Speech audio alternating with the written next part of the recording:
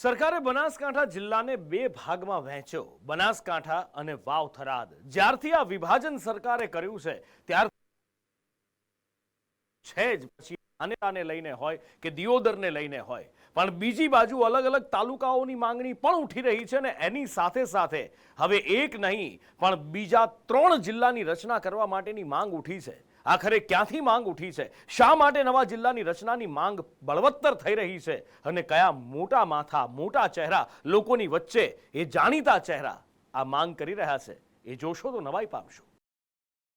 વર્ષ 2025ના પ્રથમ દિવસે જ ગુજરાત સરકારે મહત્વનો નિર્ણય લઈને નવા જિલ્લાની રચના કરી। બનાસકાંઠા જિલ્લાનું વિભાજન કરીને નવા વાવ થરાદ જિલ્લાની રચના કરી। નાગરિકોને વહીવટી, ભૌગોલિક, આર્થિક વગેરે પાસાઓમાં વધુ સુગમતા રહે તેવા આશયથી નવા જિલ્લાની રચના કરવામાં આવી। બનાસકાંઠા વિભાજનનો વિવાદ છેલ્લા કેટલાક દિવસોથી ચાલી રહ્યો છે। બનાસકાંઠાના કેટલાક ભાગોમાં લોકોએ સરકારના આ નિર્ણયને વધાવ્યો છે તો કેટલાક ભાગોમાં વખોડ્યો પણ છે। બનાસકાંઠા વિભાજનનો વિવાદ હજુ શમ્યો નથી, ત્યાં જ રાજ્યમાં નવા 3 જિલ્લાની રચનાની માંગ બળવત્તર બની છે। જિલ્લો બનાવવાની માંગ ચાલે છે તે તાલુકા એટલે વિરમગામ, વડનગર અને મહુવા। પ્રથમ વાત વિરમગામની કરીએ તો થોડા સમય પહેલા જ વિરમગામના ધારાસભ્ય હાર્દિક પટેલે મુખ્યમંત્રી ભૂપેન્દ્ર પટેલની હાજરીમાં સાહેબ જિલ્લો બનાવવાનું કંઈક જોજો એવી હસતા હસતા ટકોર કરી હતી।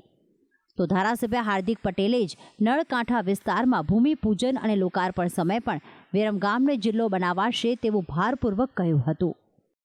એ છે વિરમગામને જિલ્લો બનાવો અને નળકાંઠાને તાલુકો બનાવો। આ વર્ષના સમયગાળામાં વસ્તી ગણતરીનો સમય છે કે દેશમાં વસ્તી ગણતરી થશે ને વસ્તી ગણતરી પૂર્ણ થશે પછી જિલ્લાઓ નવા બનાવવા માટેની પ્રક્રિયા બનશે, પણ આપણો વિરમગામ જિલ્લો બનશે અને વિરમગામ જિલ્લો બનશે તો આપણો નળકાંઠા તાલુકો બનશે। છાટી ઠોકીને આજ તમને કહીને જઉં છું। નવા જિલ્લાની રચનાની માંગ માત્ર વિરમગામ પૂરતી જ નથી।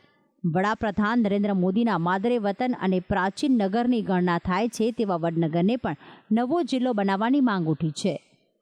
વડનગર પ્રાચીન નગર હોવા ઉપરાંત વ્યૂહાત્મક રીતે પણ મહત્વનું સ્થાન ધરાવે છે। વડાપ્રધાન નરેન્દ્ર મોદીનું વતન વડનગર આજે વિશ્વ પ્રસિદ્ધ છે।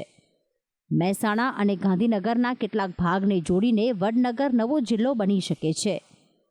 વડનગર હાલમાં મહેસાણા જિલ્લા સાથે સંકળાયેલું છે, ત્યારે આગામી દિવસોમાં મહેસાણા જિલ્લાનું વિભાજન કરીને વડનગર જિલ્લો બનાવવામાં આવી શકે છે।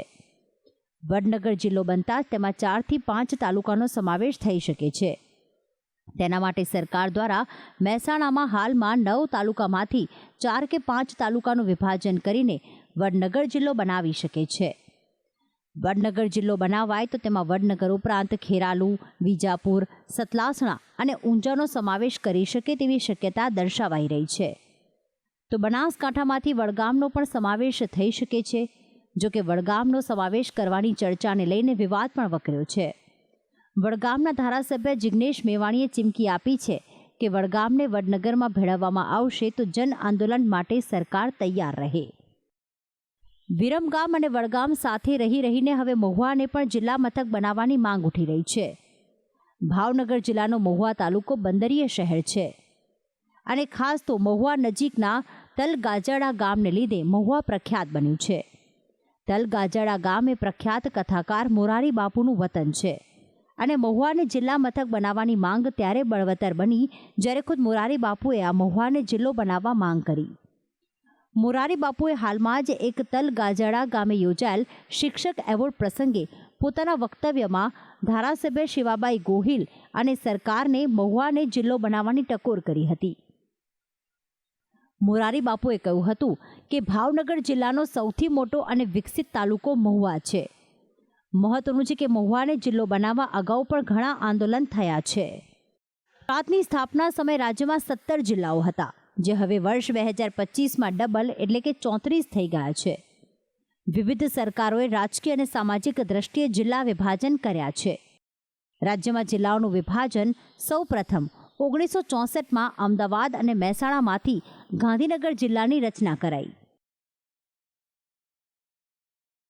1966માં સુરતથી અલગ કરીને વલસાડ જિલ્લાની રચના કરવામાં આવી।